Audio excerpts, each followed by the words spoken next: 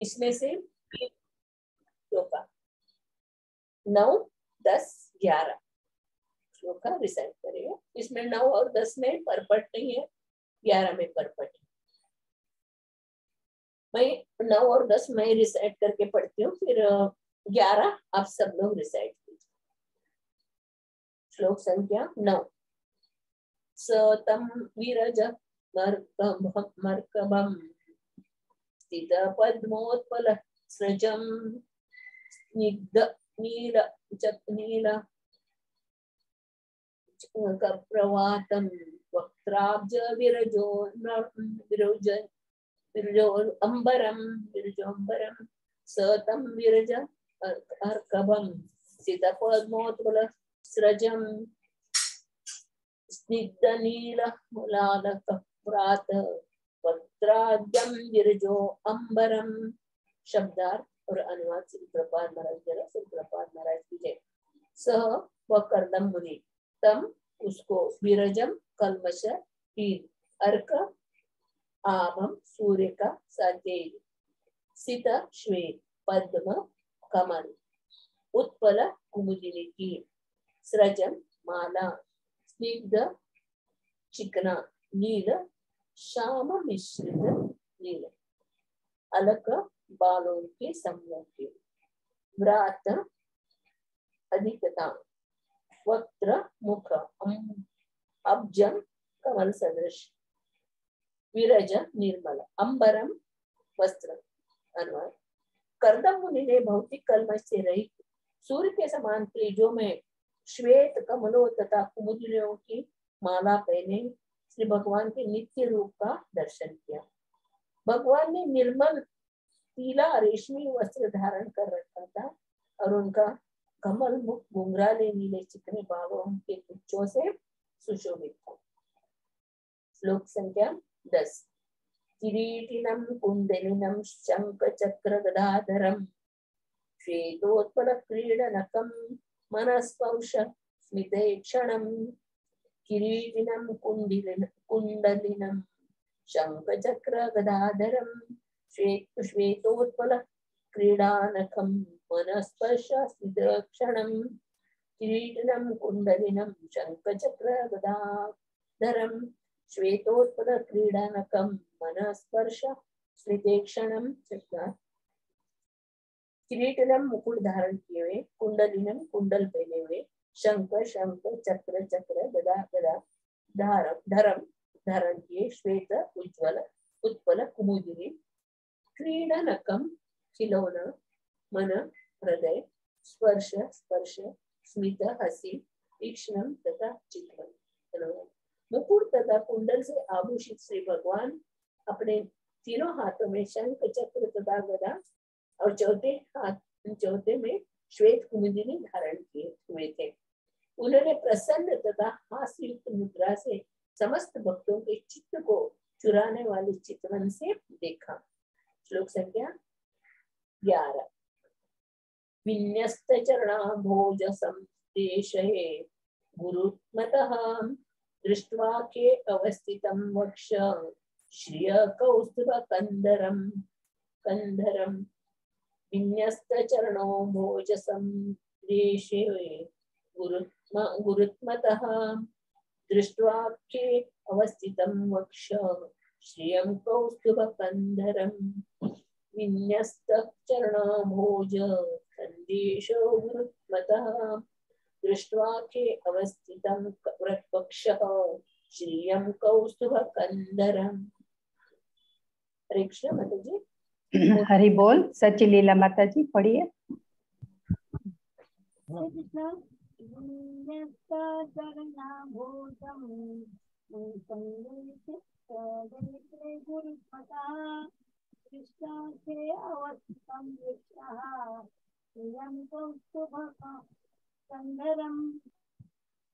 Thank you सच्ची लीला माता जी। सिद्धर्चना माता जी पढ़िए प्लीज।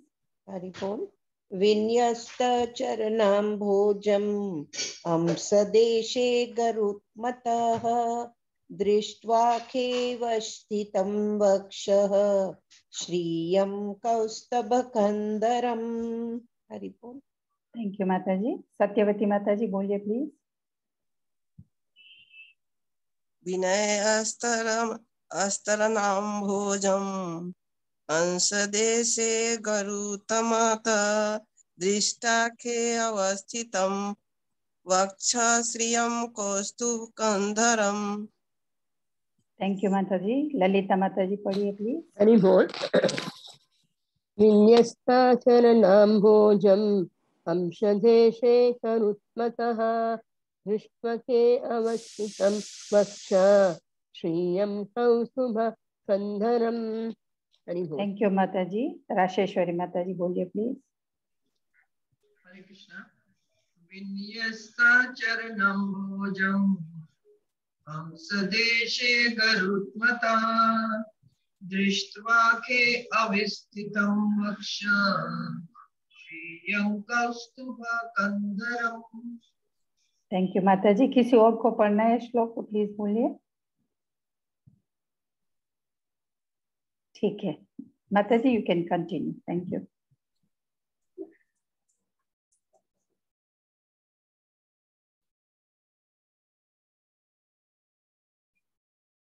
विन्यस्तचरणाम्भोजं सन्देशे गुरुत्मतः दृष्ट्वा केवस्थितं वक्ष श्रियं कौस्तुभकन्धरम्।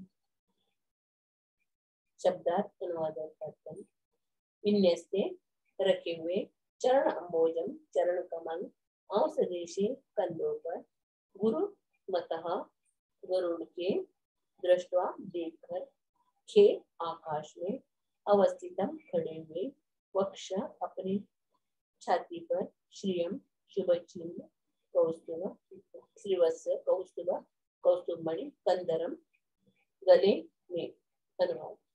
अपने वक्षस्थल पर सुनहरी रेखा धारण किए तथा अपने गले में कौस्तुभ मणि लटकाए हुए वे गरुड़ के कंधों पर अपने चरण कमल रखे हुए आकाश में वायु में खड़े थे। तात्पर्य। श्लोक 9 से 11 में भगवान जिस नित्य रूप का वर्णन किया गया है वो प्रामाणिक वैदिक विवरणों से अनुकूल है। ये विवरण निश्चय ही कर्दम मुनि की कल्पनाएं नहीं है। भगवान के अलंकरण भौतिक बुद्धि के परे है, जिसको परम निर्विशेषवादी शंकराचार्य ने भी स्वीकार किया है कि भगवान के विविध रूप, उनका शरीर, उनका नाम रूप, उनका वस्त्र, उनका उपदेश, उनके वचन, ये किसी भौतिक शक्ति की उपज नहीं है, वरन इनकी सृष्टि वैदिक साहित्य द्वारा हुई है। योग साधना के द्वारा कर्दम मुनि वास्तव में देख सके कि भगवान क्या है। 10,000 वर्षों तक योगाभ्यास के बाद भगवान के काल्पनिक रूप का दर्शन करना कोई अर्थ नहीं रखता। अतः योग की सिद्धि का अंत शून्यता या निराकारिता में नहीं है, बल्कि इसके विपरीत जब कोई वास्तव में भगवान को उसके नित्य रूप में देखता है तो योग की सिद्धि प्राप्त होती है। श्री कृष्ण भावनामृत की पद्धति में प्रत्यक्ष श्री कृष्ण के स्वरूप को प्रस्तुत किया जाता है। ब्रह्म संहिता में कृष्ण का रूप प्रामाणिक रूप मिलता है। उनका धाम चिंतामणि पत्थर का बना हुआ है, जिनमें भगवान एक गोपाल के रूप में खेलते हैं और हजारों गोपियां उनकी सेवा में तत्पर रहती है। ये वर्णन प्रामाणिक है और कृष्ण भावना में कृष्ण इनको प्रत्यक्ष रूप में ग्रहण करता है, उन्हीं के अनुसार कार्य करता है, उनका उपदेश देता है और भक्तियों का अभ्यास करता है। ओम अज्ञानतिमिरान्धस्य ज्ञानाञ्जनशलाकया चक्षुरुन्मिलितं येन तस्मै श्रीगुरवे नमः। श्रीचैतन्यमनोभीष्टं स्थापितं येन भूतले स्वयं रूपा कदा मह्यं ददाति स्वपदान्तिकं। वन्देऽहं श्रीगुरु श्रीयुतपदकमलं श्रीगुरुर्वैष्णवांश श्रीरूपं साग्रजातं सहगण रघुनाथान्वितं तं सजीवं साद्वैतं सावधूतं परिजनसहितं कृष्ण चैतन्य देवं श्रीराधा कृष्ण पादान् सगणललिता श्रीविशाखान्वितांश। नमो विष्णुपादाय कृष्ण पृष्ठाय भूतले श्रीमते भक्ति वेदांत स्वामी के नामिने। नमस्ते सारस्वते देवे गौरवाणी प्रचारिणे निर्विशेष शून्यवादी पाश्चात्य देशतारिणे। नमो महावदान्याय कृष्ण प्रेम प्रदायते कृष्णाय कृष्ण चैतन्य नामने गौरकिशोर नमो नमः। तप्त कांचन गौरांगी श्री राधे वृंदावनेश्वरी वृषभानुसुते देवी प्रणमामि हरिप्रिय। पंचकल्पतरुभ्यश्च कृपा सिन्धुभ्येव च पतितानां पावनेभ्यो वैष्णवेभ्यो नमो नमः। जय श्री कृष्ण चैतन्य प्रभु नित्यानंद श्री अद्वैत गदाधर श्रीवासादि गौर भक्तवृंद। हरे कृष्ण कृष्ण कृष्ण हरे हरे, हरे राम राम राम हरे हरे, हरे कृष्ण कृष्ण कृष्ण हरे हरे, हरे राम राम राम हरे हरे, हरे कृष्ण कृष्ण कृष्ण हरे हरे, हरे राम राम हरे हरे कृष्ण।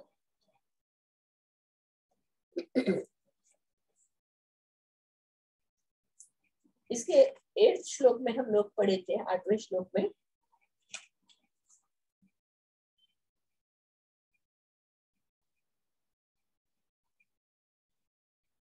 भगवान तब सत्युग में कमल नयन श्री भगवान ने प्रसन्न होकर कर्दम मुनि को अपने दिव्य रूप का दर्शन कराया, जिसे वेदों के माध्यम से ही जाना जा सकता है।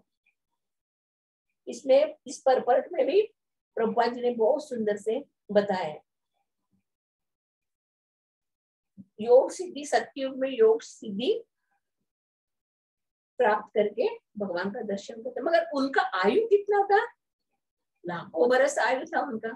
लाखों बरस आयु में वो लोग हजारों बरस तपस्या करते थे। हम लोग देखते भागवतम में अलग अलग ऋषि मुनियों पर साधना के बारे में हम लोग देखते। इधर कर्दम मुनि ने 10,000 बरस तक तपस्या की। 10,000 बरस तक तपस्या करने के बाद भगवान ने उनको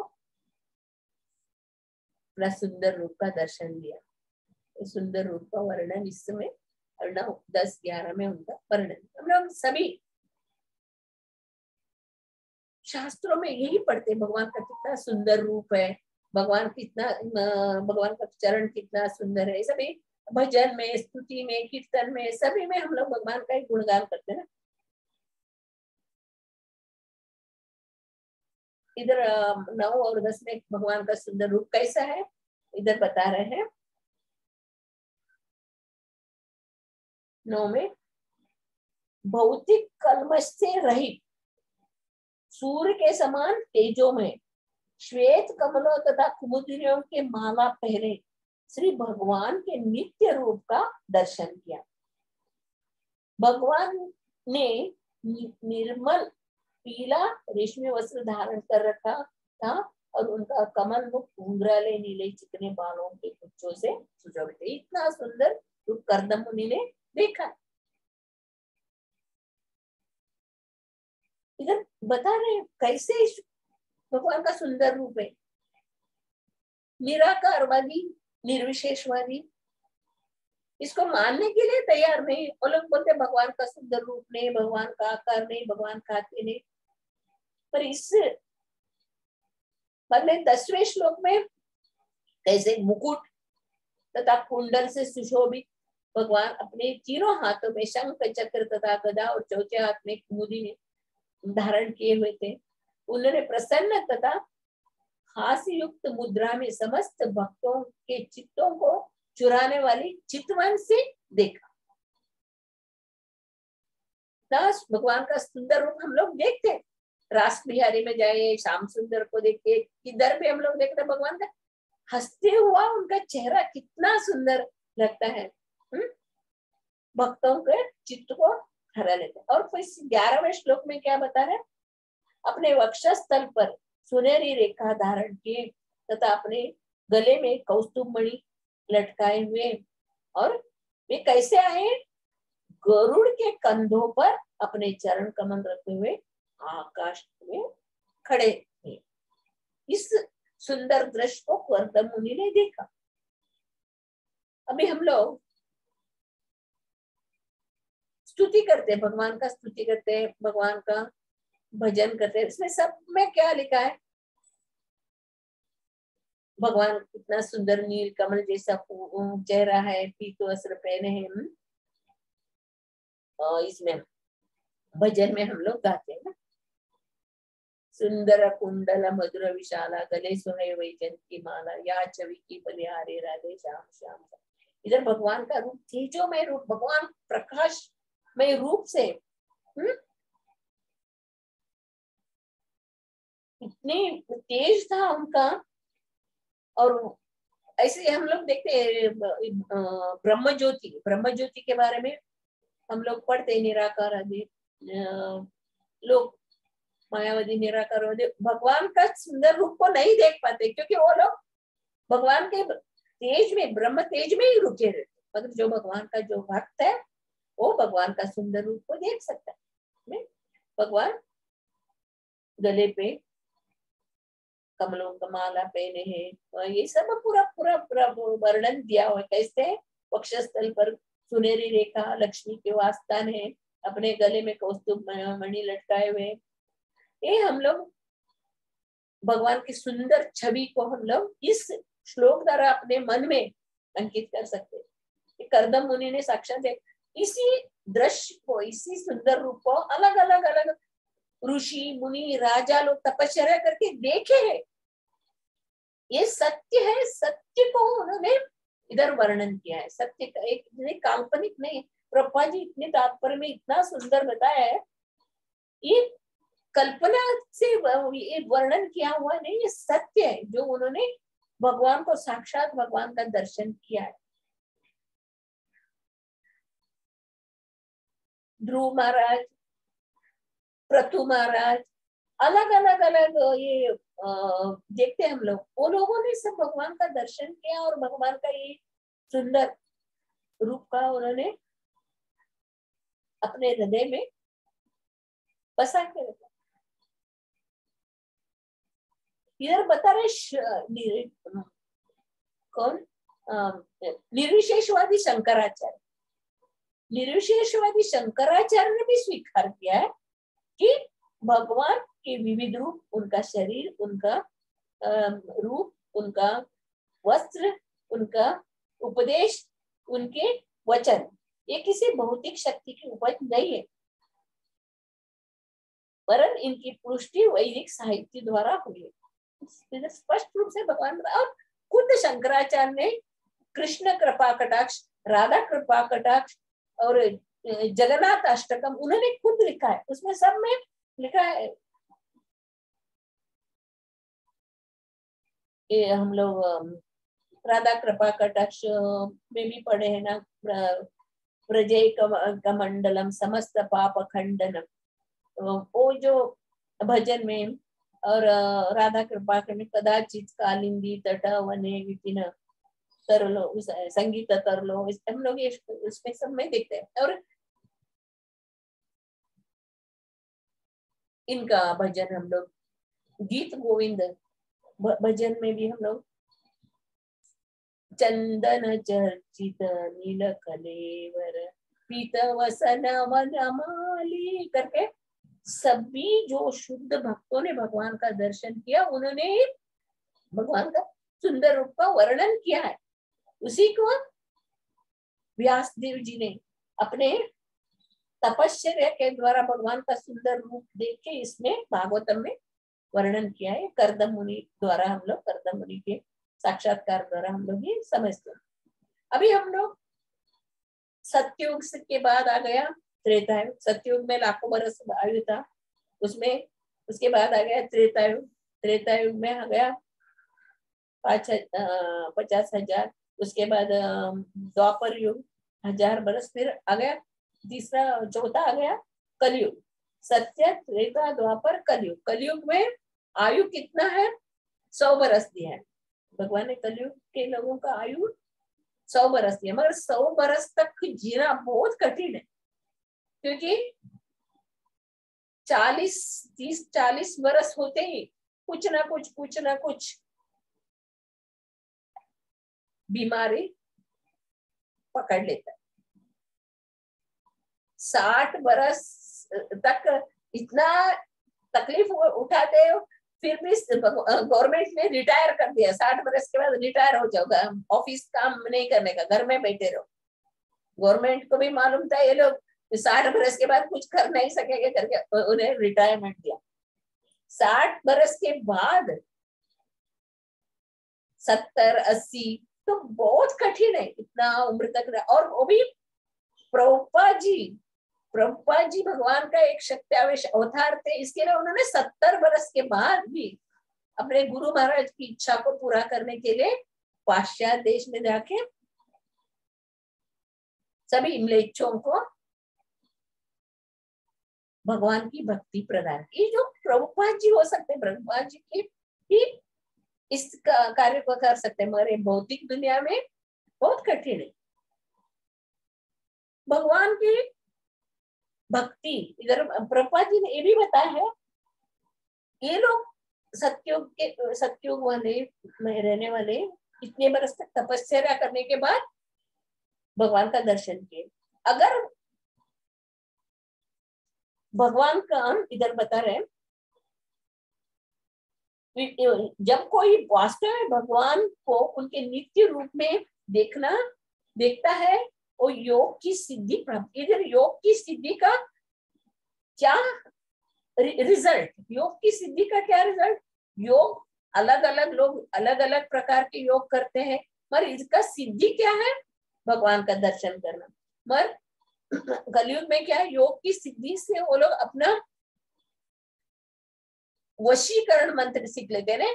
कुछ भी चमत्कार करना, किसी का ये हाथ से अंगार निकाल के दे दो, मूर्ति निकाल के देखो, नारियल निकाल, फल निकाल, ऐसे चमत्कार की सिद्धि प्राप्त करते हैं। मगर भगवान का दर्शन करना ये बहुत कठिन है। इधर प्रभुपाद जी ने ये भी बताया, अगर जो कृष्ण भावनामृत में है, जो कृष्ण भावनामृत की पद्धति में प्रत्यक्ष श्री कृष्ण के रूप को प्रस्तुत किया जाता है, जो कृष्ण भावना भक्त है और रोज भगवान का दर्शन करता है, रोज भगवान का सेवा में लगता है, रोज रोज रोज भगवान का गुणगान करता है, भगवान का कीर्तन करता है, भगवान में ही लीन रहता है। इधर प्रभुपाद जी बहुत सुंदर तात्पर्य में बताए हुए, जो कोई भी उसको समझ सकते हैं। कृष्ण भावनामृत, कृष्ण भक्ति में जो लगे हुए भक्त रोज भगवान का सुंदर दर्शन कर सकते हैं। ये शास्त्र में, जिसे प्रामाणिक शास्त्र प्रभुपाद जी बता रहे, प्रामाणिक शास्त्र में जो बताया है उसको फॉलो करना। प्रामाणिक शास्त्र इधर हम लोग ब्रह्म संहिता में हम लोग देखते, ब्रह्मा जी कभी ब्रह्म संहिता का रचना की जब भी ब्रह्मा जी ने गोलोक धाम को देखा, गोलोक धाम को जब भी ब्रह्मा जी ने देखा तभी उन्होंने रचना की। इसी तरह हम लोग भागवतम में जो भी भगवान का वर्णन, भगवान का रूप, लीला, गुण, माधुरी का जो वर्णन देखते, उन लोगों ने दर्शन किया और उसका हम लोग इधर श्रवण करते सुनते। इसीलिए बता रहे, भागवतम का नित्य श्रवण करने मात्र से जो शुद्ध भक्तों का संग मिल जाता है ना, शुद्ध भक्त भगवान का दर्शन किया है, उसी को इस भागवतम में दिया हुआ है, उसी का वर्णन हम लोग शुद्ध भक्तों के मुख से सुन रहे हैं। इसके लिए हमारे अंदर धीरे धीरे धीरे धीरे जो भी भौतिक कल्मश रहता है वो नष्ट हो जाता है और हम लोग को भक्ति का बीज प्राप्त हो जाता है और धीरे धीरे धीरे हम लोग भगवान के रूप के ओर आकृष्ट हो जाते हैं। इधर ब्रह्म संहिता में ब्रह्मा जी लिखा है, चिंतामणि प्रखर सद्म सुकल्प वृक्ष लक्षावृतेषु सुरभिरभिपालयन्तम् लक्ष्मी सहस्र शत संभ्रम सेव्यमानम् गोविंदमादि पुरुषम तमहं भजामि। मैं ऐसे भगवान गोविंद का मैं पूजा कर रहा हूँ, कैसे उनका धाम इतना सुंदर चिंतामणि द्वारा उनका गोलोक धाम है, उधर का सब महल कितना सुंदर मणि, चिंतामणि है, वो वैडूर ये सब उसके चिंतामणि धाम है। जो भी उस धाम में पहुंच जाता है वो वापस इस लोक में नहीं आता है, वो भगवत भगवान के सेवा शरण में रहते। इधर चिंतामणि धाम से वो भगवान का महल निर्मित है और उधर का सभी वृक्ष कल्प वृक्ष है। और हम लोग भौतिक दुनिया में ये वृक्ष को कल्प वृक्ष बोलते, मगर उधर का सारी वृक्ष कल्प वृक्ष। लक्षावृतेषु सुरभिरभि पाने, उधर करोड़ों सुरभि गाय है। सुरभि गाय, उसके थनों से दूध का फौरा निकलता है और करोड़ों लक्ष्मियां भगवान की सेवा करने के लिए हाथ जोड़ के खड़े। और उसके बाद श्लोक में बोलते हैं वेणुं पणन्तम अरविंद दलायताक्षं बर्हावतं समसितं उदसुन्दरांगं कंदर्पकोटि कमनीय विशेष शोभं गोविंदमादि पुरुषं तमं भजामि।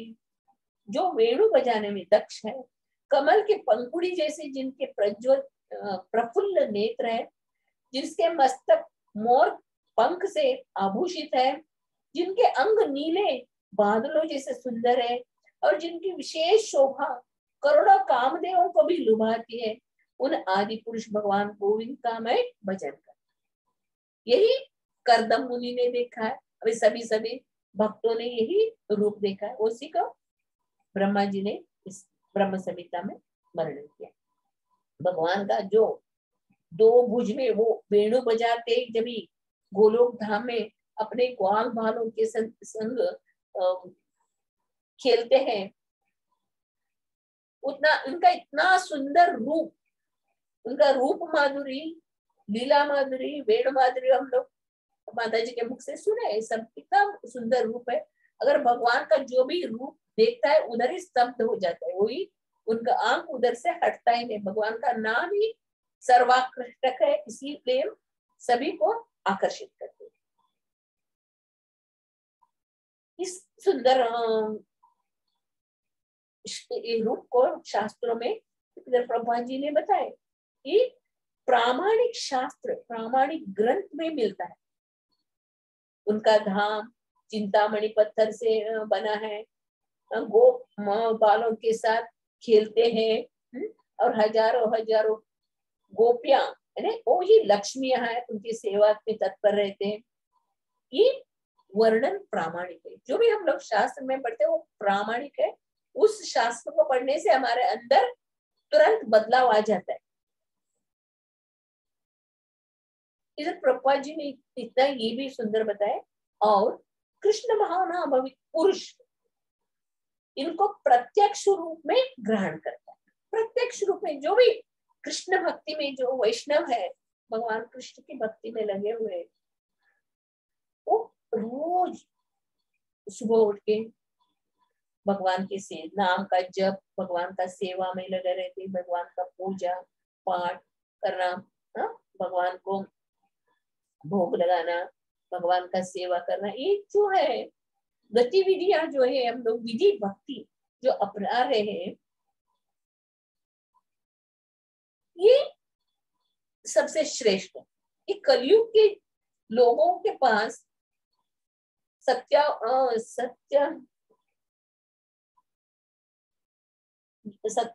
लोग जैसे सत्य युग जैसे आयु नहीं है, त्रेता युग जैसे यज्ञ नहीं कर सकते हैं, सत्युग जैसे तपश्चर्या नहीं करते, त्रेता युग जैसे यज्ञ नहीं कर सकते, और द्वापर युग जैसे मंदिर बना के भगवान का अर्चा विग्रह का पूजा नहीं कर सकते। फिर कलयुग के लोग क्या करेंगे? इसके लिए व्यासदेव जी ने एक भागवतम की रचना की, क्योंकि कलयुग बद्ध जीव है। नैमिषारण्य में हजारों ऋषि मुनि लोग बैठ के वो लोग यज्ञ कर रहे थे, हवन कर रहे थे। क्यों? क्योंकि कलयुग आने वाला है, बहुत तकलीफ है, ये लोगों को बहुत कष्ट होगा, कलयुग से बहुत कष्ट होगा। उनका कष्ट निवारण करने के लिए वो लोग यज्ञ कर रहे। तभी सूत गोस्वामी आके बोलते यज्ञ करने से कुछ फायदा नहीं है, आपको भागवतम सुनना चाहिए। तभी वो सुखदेव गोस्वामी से सुन के आए थे तभी वो बताते हो नैमिषारण्य के ऋषि बने उनको आपको भागवतम सुनना चाहिए। वही भागवत कान के द्वारा हमारे अंदर हृदय में जाके, अंदर में जो हृदय के अंदर जो ग्रंथि, पाप रूपी जो ग्रंथि था, गांठ है, उसको नष्ट कर देता है। हाँ? और भक्ति को प्रदान करता है। चैतन्य महाप्रभु बताते हैं, भले आप कितना भी पढ़ो, शास्त्र का अध्ययन करो, यज्ञ करो, तपश्चर्या करो, दान दे दो, मगर भगवान कृष्ण की भक्ति योग नहीं है, भक्ति नहीं है, तो सब बेकार। अब सबको कुछ कर सकते हैं। कल का श्लोक में पढ़ा है ना हम लोग, भगवत गीता का श्लोक में, द्रव्य यज्ञ, तप यज्ञ, ज्ञान यज्ञ, अलग अलग अलग प्रकार का यज्ञ। हमारे पास धन है, धन को हम लोग अस्पताल बनाने में और अनाथ आश्रम बनाने में और अतिथि गृह बनाने में धन को उपयोग करते, उसको द्रव्य यज्ञ बोलते हैं।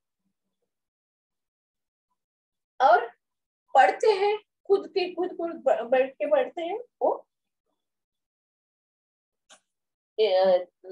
इसका यज्ञ स्वाध्याय यज्ञ बोलते हैं। ध्यान करते हैं, भगवान का ध्यान करते हैं, और तप यज्ञ।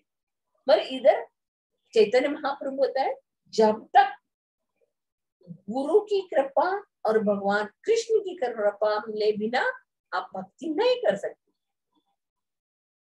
ब्रह्मांड भ्रमित कौन भाग्यवान जीव, गुरु कृष्ण कृपा पाए भक्ति लता पीछे। अगर गुरु की कृपा और भगवान की कृपा के बिना हम लोग भक्ति नहीं कर सकते। गुरु गोस्वामी पर ने भगवान इसमें भी पता है, अपना भक्ति रसामृत सिंधु में भगवान रूप गोस्वामी बताते, जब तक हम लोग गुरु के शरण में नहीं जाएंगे, गुरु के शरण में नहीं जाएंगे, तो हम लोग को ज्ञान की प्राप्ति नहीं होगा। ज्ञान की प्राप्ति नहीं होगा तो हम लोग भक्ति कैसे प्राप्त करेंगे? पहले हम लोग को गुरु के शरण में जाएंगे। मनुष्य जन्म पाया राधा कृष्ण ना भैया, जानिया सुनिया विषा खाएगा, हरि हरि विपुले जन्म बनाएगा। हम लोग भजन में सुनते, मनुष्य जन्म 84 लाख योनि में मनुष्य जन्म बहुत बहुत श्रेष्ठ जन्म, ये दुर्लभ है। ये मनुष्य जन्म दुर्लभ है। इस दुर्लभ मनुष्य जन्म में आके हम लोग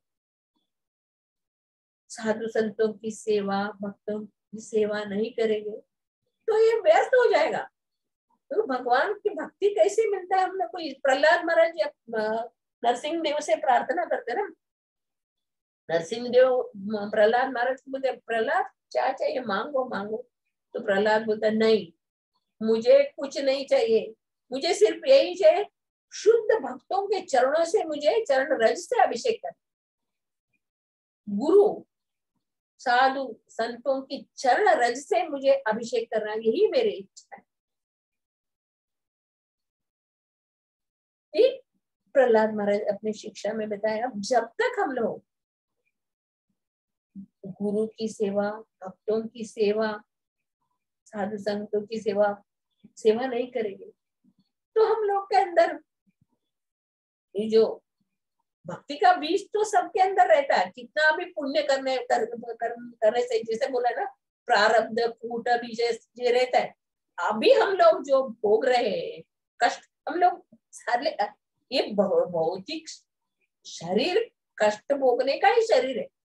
भगवान बता रहे ये शरीर आपको सुख देने वाला नहीं है, ये कष्ट देने वाला ही है। क्योंकि भौतिक जगत में आए हैं, भौतिक जगत ही दुखालय है। दुखालय में आके हम लोग को अपने आप को बहुत स्वस्थ ये करेगा तो नहीं साध्य है। जब तक हम लोग अपने इंद्रियों को भगवान की सेवा में नहीं लगाए, जब तक हमारे इंद्रियों को भगवान की सेवा में नहीं लगाए तो ये इंद्रिया बेकार हो जाएगा। इसमें भागवतम में दिया है, जिस सर को हम लोग भगवान के चरण में माथा प्रणाम नहीं करेंगे, सर भोपड़ा का है, भोपड़ा है, कोई कुछ यूज नहीं है। आंखों को भगवान के दर्शन में नहीं करेंगे तो पीकॉक फेदर का आंख हो जाएगा। कान को हम लोग भगवान की कथा सुनने में नहीं लगाएंगे तो कान सांप का बिल बन जाएगा। हा? ये शास्त्र में, इस शास्त्रों का श्रवण मात्र से हमारे अंदर परिवर्तन आता है। हाँ, शास्त्र में जो लिखा है सच है, सत्य को हम लोग को अपनाना है। ये भगवान सत्यचित आनंद रूप है और भगवान के शरण में जाना है। भागवतम और भगवत गीता रोज पढ़ के हमें भक्ति योग का अभ्यास करना है।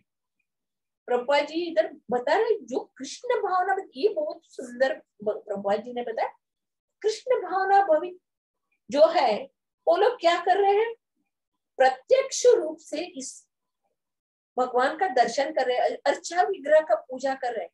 अर्चा विग्रह को रोज अभिषेक करेंगे, रोज उसको भोग लगाएंगे, उसकी स्तुति करेंगे, क्योंकि साक्षात भगवान के साथ डायरेक्ट संबंध है उनका, और उन्हीं के अनुसार कार्य करें। भगवान ने कैसा बताया, यत् करोषि यदश्नासि यज्जुहोषि ददासि यत् तपस्यासि कौन्तेय तत्पुरुषो मदर्पण। जो भी तुम खाते हो, पीते हो, करते हो, मुझे अर्पण करो। वैसे ही जो कृष्ण भावना भक्त भी यही कार्य करते हैं और उनका ही उपदेश देते। भगवत गीता भागवतम का वही उपदेश देते और भक्ति योग का अभ्यास करता है।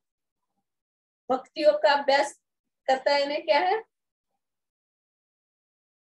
अन्याभिलाषिता शून्य, मन में कुछ भोगने की इच्छा रखे बिना भगवान की सेवा कर। जब हम लोग भगवत गीता में देखते हैं, अर्जुन भगवान कृष्ण को बताते हैं, कृष्ण मुझे आपका विश्व रूप का दर्शन कराओ। जब भी भगवान बोलते तुम्हें इस आंखों से विश्व रूप का दर्शन करने नहीं होगा, तभी अपने भगवान उनको दिव्य चक्षु प्रदान करते। तो दिव्य चक्षु से अर्जुन देखते पूरा ब्रह्मांड में क्या है, पूरा सब जगह भगवान का आंख, मुंह, हाथ, पैर सब जगह फैला हुआ है, सब देख रहे हो। बहुत वो विकराल दर्शन करके वो डर जाते हैं। अर्जुन डर के बोलते भगवान बस बस बस ये रूप का बस करो, बंद करो, बंद करो, मुझे आपका मूल रूप दिखाओ। तभी भगवान ने चतुर्भुज रूप दिखाते। चतुर्भुज रूप में भी अर्जुन बोलता नहीं, आपका नित्य शाश्वत रूप, नित्य शाश्वत रूप, दो भुजा से वेणु धारण करके वो ग्वालों के साथ खेलते, वो नित्य शाश्वत रूप, उस रूप का दर्शन करा। तभी भगवान अपना द्विभुज रूप का दर्शन कराते। उसके बाद अर्जुन को ज्ञान आ जाता, अरे मैं इतने वर्षों तक भगवान के साथ ही रहा, भगवान को कुछ कुछ गाली दे रहा था, भगवान को कुछ कुछ बोल रहा था, मैंने भगवान करके समझा ही नहीं। मेरे साथ भगवान रहने पर भी मैं भगवान करके समझा ही नहीं कृष्ण को। तभी उनको बहुत पश्चाताप होता है। तभी भगवान से क्षमा होता है, मैंने क्या क्या बोला आपको प्रिय है सके थी, मैंने कितने बार आपको डांटा, गाली दिया, मुझे क्षमा करो। मैं आपको भगवान परम ब्रह्म, परम धाम, पवित्रम, परम भगवान करके मैंने समझा ही नहीं। इससे हम लोग समझ सकते हैं इतने भगवान के संग में रहने पर भी जब भगवान कृष्ण की कृपा हुई तभी वो समझ पाए। युधिष्ठिर महाराज हमेशा नारद मुनि से बोलते थे, अरे प्रहलाद महाराज इतना शुद्ध भक्त है, प्रहलाद महाराज को नरसिंह देव का दर्शन हुआ, प्रहलाद महाराज इतने शुद्ध भक्त करते। तो नारद मुनि बताते युधिष्ठिर महाराज को, आप सबसे भाग्यवान है, आप सबसे भगवान, क्योंकि हमेशा भगवान आपके साथ ही रहे। ऐसे देखें तो भगवान को सब समान है, समा शत्रु च मित्रे च, बोलते ना भगवान के इसमें दृष्टि में सब लोग समान। उनको कितने लोग उनको ध्यान करने वाले ऋषि मुनि तपस्वी सब है, मगर उन लोग सबको छोड़ के हमेशा भगवान किसके पास रहते थे, पांडवों के पास रहते थे हमेशा। पांडवों के, क्योंकि उनका उतना निस्वार्थ प्रेम, पांडवों का निस्वार्थ प्रेम कुंती महारानी की प्रेम की भगवान को बहुत भाता था। इसके लिए वो प्रेम के वजह से हमेशा पांडवों के साथ रहते थे। कुंती महारानी भी स्तुति करते हैं ना भगवान का सुंदर रूप का भी। कुंती महारानी ने स्तुति किया, नमः पंकज नाभाय नमः पंकज मालिने नमः पंकज नेत्राय नमस्ते पंकजाय। ये भगवान का लोटस जैसा चरण, उनका नाभि लोटस जैसा, उनका आंख नौस, ऐसे बोलते ना भगवान का सुंदर विग्रह में 8 लोटस दिखेंगे करके। 8 लोटस कहाँ कहाँ है आप बता सकोगे? मैं पहले भी एक बार आपको बताई थी, मैं बताइए कहाँ दिखता है? माता जी आंखों में, होठों में। हाँ, और बराबर नाभि में, चरणों में, चरणों में, नाभि में माता जी। हाँ, 2 चरण, 2 हाथ, 2 आंख, एक नाभि, एक पूर्ण मुख, 8 लोटस का मतलब हम लोग दर्शन करते हैं ना भगवान। कुंती महारानी स्तुति करती है इसमें। जब ये युधिष्ठिर महाराज नारद मुनि से बोलते, तभी नारद मुनि बोलते आपके संग में भगवान है, आपके साथ, अब सुख दुख में आपके साथ ही रहे हमेशा।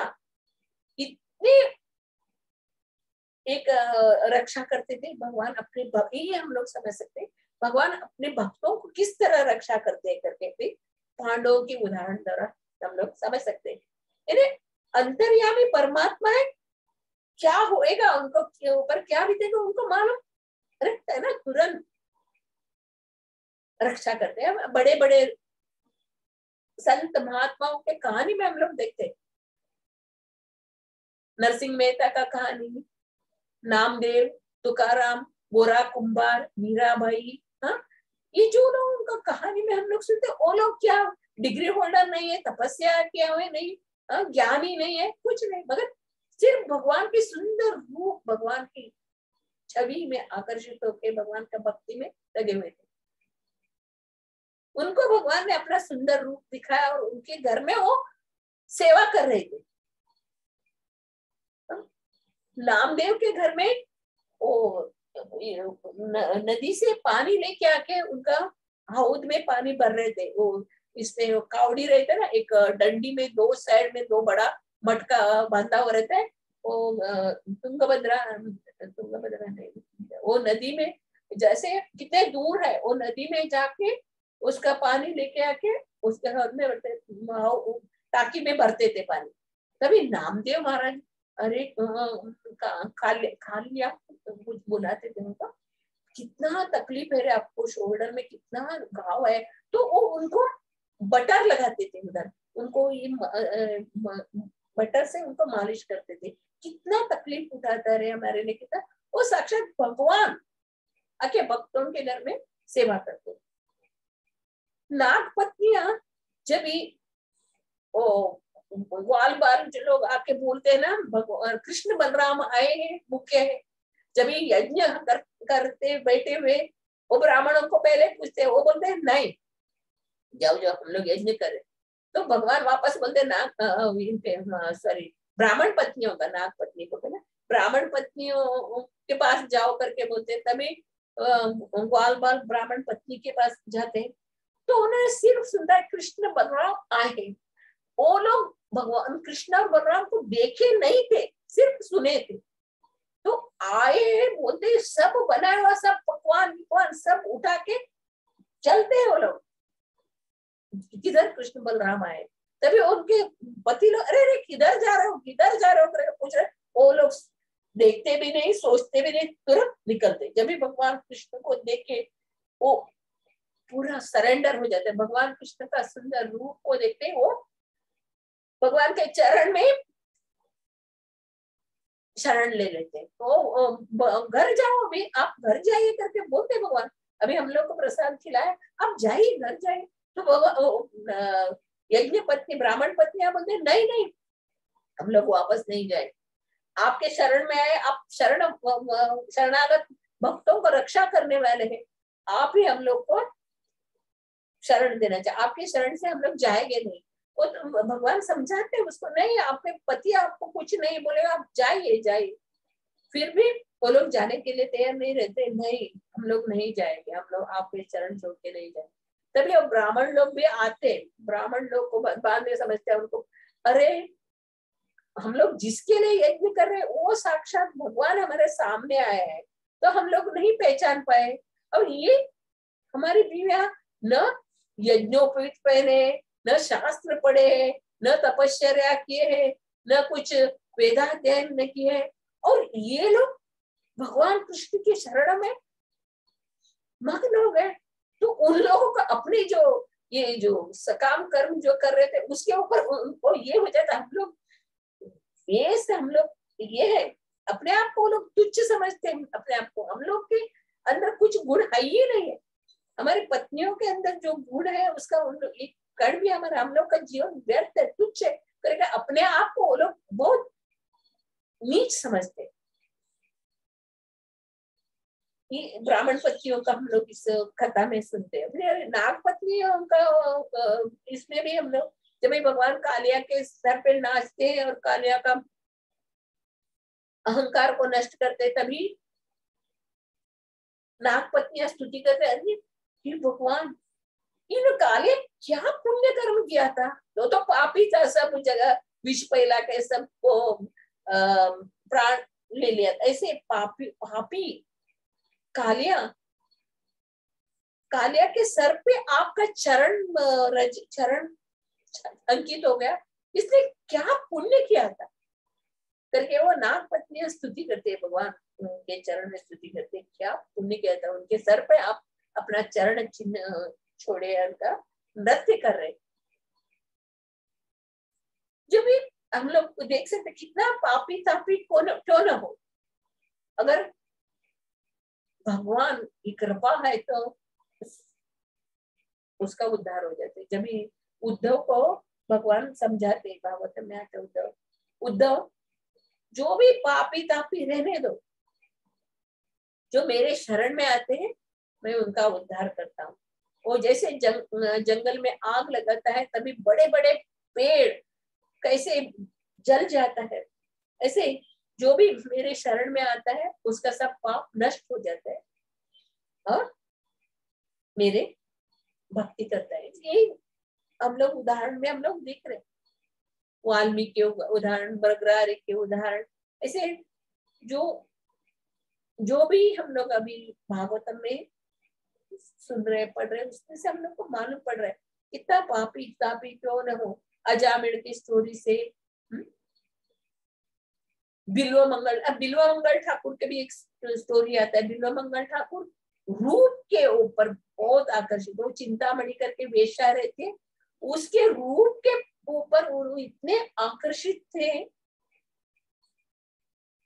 उसके पिता, वो बहुत धनवान थे बिल्वमंगल ठाकुर, तो उसका पिता का मृत्यु हो जाता है। पिता का मृत्यु होता है, वो पिता को शव को जला देते हैं और उनका जो भी ब्राह्मण को जो करना है वो करते हैं। और उसको वो चिंतामणि का याद आता है, चिंतामणि को देखे भी ना वो एक क्षण भी नहीं रह सकते, ऐसा उसके रूप को आकर्षित थे बिल्वमंगल ठाकुर। तभी वो क्या करते हैं, वो सब पिता का सब मृत्यु के बाद जो करने का वो क्रिया सब करने के बाद वो चिंतामणि को मिलने निकलते हैं।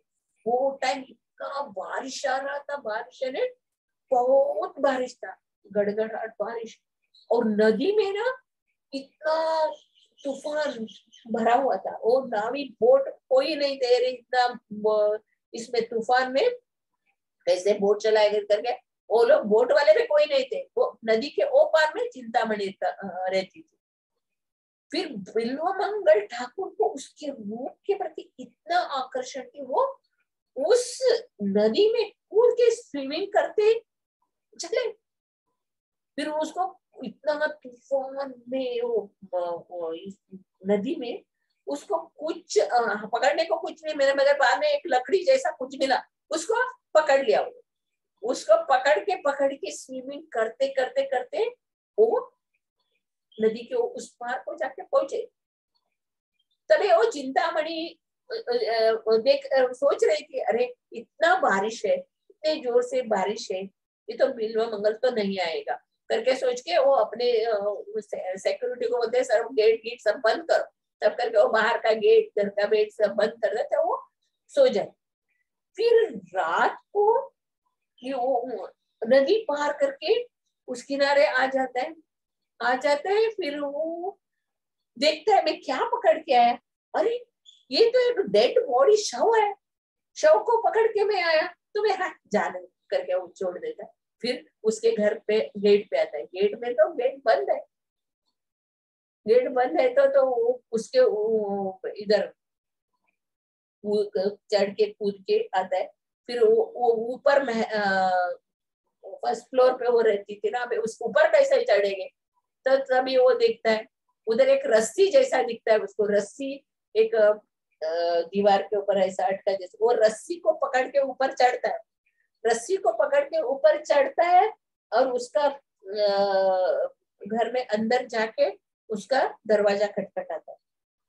वो रस्सी को देखता है मैं क्या पकड़ा, तो वो एक सांप था, सांप उधर ऐसे करके रखा था, उसको पकड़ के वो चढ़ा होता है। फिर उसको भी छोड़ देता है जाने। फिर वो जब घर में वो चिंतामणि के घर में आके दरवाजा खटखटाता है, तभी चिंतामणि दरवाजा खुला करती, अरे आप आ गए, इतने बारिश तूफान है, आप आ गए। ये जो हड्डी मांस की मेरे इस रूप के प्रति आप इतना आकृष्ट हो, वही जो आप भगवान के प्रति आप आकृष्ट हुए तो आपका कितना उद्धार हो जाता। वो चिंतामणि उसको इतना ही बोलती थी, हड्डी मांस के मेरे ऊपर इतने आकृष्ट हो, अगर यही आकर्षण आपको भगवान के प्रति होता तो आपका उद्धार हो जाता। वो तुरंत स्तब्ध हो जाते बिल्व मंगल ठाकुर। तो वापस आते, वापस आके वो देखते मैंने क्या किया, क्या पकड़ के ऊपर चढ़ा, वो तो सांप पड़ा था। फिर क्या पकड़ के मैंने नदी का पार किया, वो देखो डेड बॉडी था। फिर उसको एकदम वो चिंतामणि का जो वाक्य जो कान में होता है ना, उसका मन एकदम बदल जाता है। वो चलते चलते वृंदावन चला आता है। वृंदावन में आके उधर भी एक पनघट में वो नदी में पानी भरने वाले एक औरत को देखता है। फिर वो उस सुंदर औरत थी, वो सुंदर औरत थी तो उसके पीछे पीछे चला जाता है। फिर एक घर में चला जाता है, वो भी उसके पीछे उधर घर तक जाता है। फिर वो बोलती औरत अपने पति को, एक आदमी मेरे पीछे पीछे करता आया है करके बोले। वो उसका पति आके बाहर आके बिल्व मंगल से बात करते हैं, महाशय आप कौन है, आइए घर में आइए, बैठिए, जलपान कीजिए, बैठिए, आप क्या चाहते हो, क्या चाहिए आपको, पर मुझे आपका बीवी के साथ संग कर। तो वो महाशय बोलता है क्या, उसका बीवी को बोलते हैं आप उसकी सेवा करो, जाओ, आप मेहमान है, हमारे घर के मेहमान है, उनकी सेवा करो। तो वो औरत आती है उनकी सेवा करने के लिए। तो बिल्व मंगल ठाकुर वापस वो चिंतामणि का याद आता है, अरे मैंने क्या किया, मैंने क्या किया। वो उस औरत को बोलता है आपके जुड़े में पिन है ना, हेयर पिन है, वो दे दो करके। फिर उसको मालूम नहीं था, वो जुड़े में से पेन निकाल के देखती, वो पिन ऐसा करके वो दोनों अपना आंख उसके सामने फोड़ देता आंख। तो ये आंख से मेरा पाप करते हो रहा है, ये पाप का जो बीज रहता है वो कितने पुण्य कर्म करने से भी वो नहीं जाता है।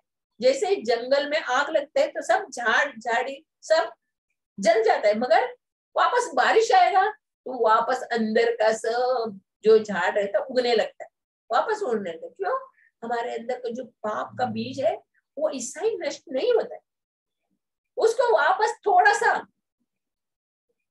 अवकाश मिले तो वो बढ़ने लगता है।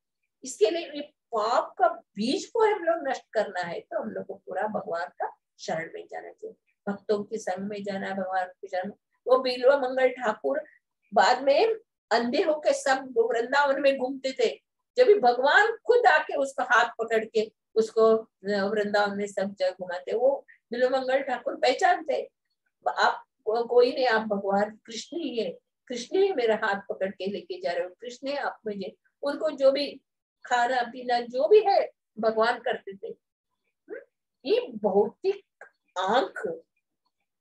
आंख से हम लोग भगवान को नहीं देख सकते, इसके लिए हम लोग को अंदर से एक दिव्य चक्षु होना चाहिए, दिव्य चक्षु। तो दिव्य चक्षु हम लोग को कभी मिलेंगे जब भी हम लोग गुरु के शरणागत होंगे, भगवान की भक्ति करेंगे, तभी इस समय दिव्य चक्षु हमें प्राप्त होगा। इसे हम लोग भागवतम में अलग अलग कथा सुनते सुनते सुनते आए अभी तक।